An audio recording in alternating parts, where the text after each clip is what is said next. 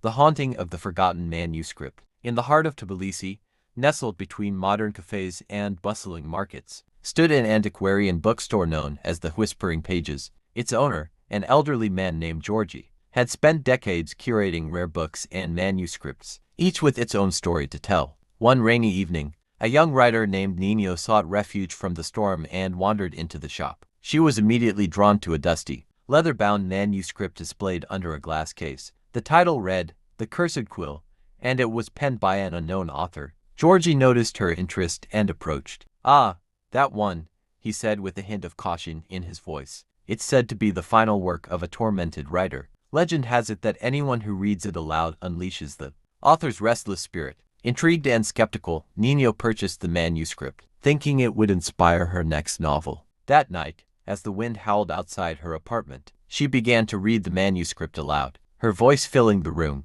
As she reached the final passage, a cold chill enveloped her, and the lights flickered. The shadows in the room seemed to dance, and a whisper echoed in her ears, "Finish my story. ..